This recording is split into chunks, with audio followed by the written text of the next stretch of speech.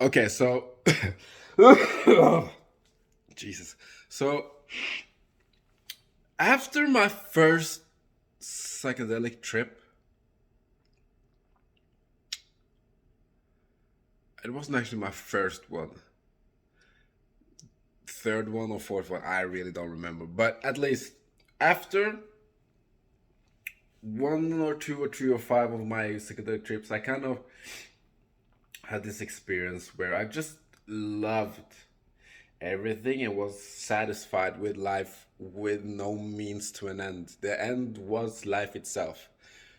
Sometimes, well, as a human, you want to, feel accomplished, or you want to have some sense of meaning into your life, as something in your life that works as a means to that end. But in this experience, life itself became that end. There was no means. The means was that I was alive, you know? So I don't know, because, as being a monk or whatever, I don't know if I fooled myself to believe that by doing nothing and just kind of just hoarding information and understanding and just contemplating life, and maybe, and I haven't even been that good actually at meditating at all, even though I've heard that it has a lot of good positive effects. I've not been good at it. So I've kind of like expected, or just I've thought that to just don't do anything and just be, that I would be satisfied. But I feel like there is a current going in the opposed direction, which makes life more miserable. There are a lot of people out there that don't do shit and they're more miserable than people that do stuff. It's like when you talk about, life is hard, having girlfriend is hard, cheating is hard, being lied to is hard, getting a job is hard, working is hard, waking up is hard, going to sleep is hard, sleeping is hard for some, working is hard. There is always something that will be hard about life. So why not then choose your heart, is then my thought. You got to choose your heart that is worth being a hard thing to do. And when I thought about, there's been like times in my life where doing the Wim method work or whatever was like something that I gained energy from doing it. Like some of you that maybe go to the gym and you get energy from going to the gym. You get energy from that pain.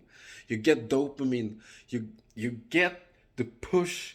You don't do whatever you do for the rush of dopamine. What you do in itself is the end, which gives you the drive to do it again. So right now I feel like a round, fluffy dog that haven't, like a diamond that has never been pushed, like that has never been a diamond. A diamond cannot be a diamond without a lot of force, a lot of, heat or whatever. And I don't feel like that. I feel just like as if I'm a pet that's been petted with for a long time. I feel like I've been petted with for a long time. Just sitting out in my porch now that it's around 5 degrees outside would make me just, I don't know, go to bed and just don't want to get out of fucking house. But I know that it starts with the gym. Start with the things you like to do that it's kind of hard, a jog or just a walk, and just, I think I need to just build up that momentum.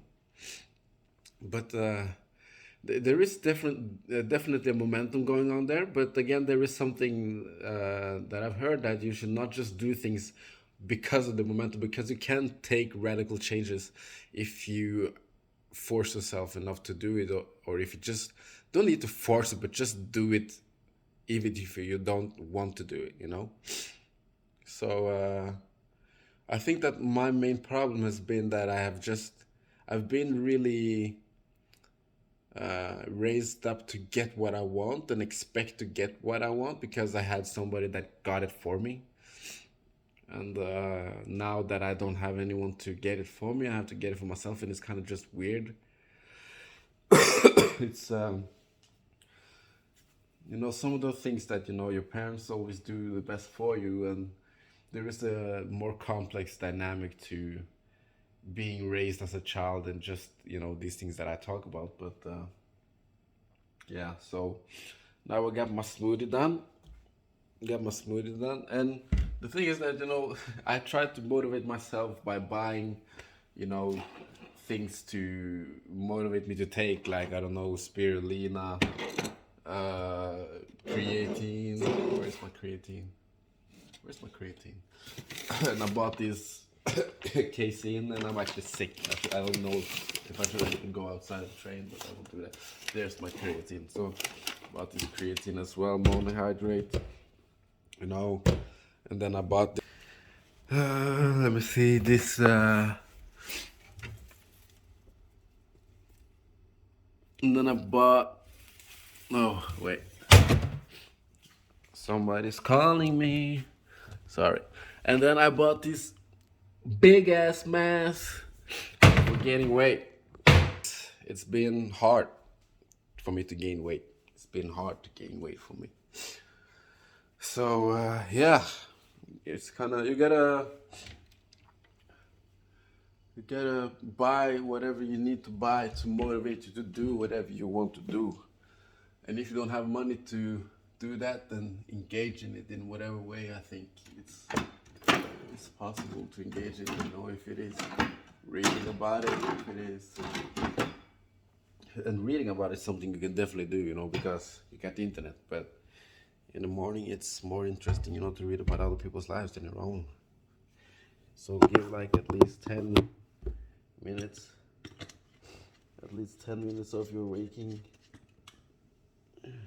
state in the morning to maybe focus upon yourself. Okay. So that's it. I just wanted to put it out there.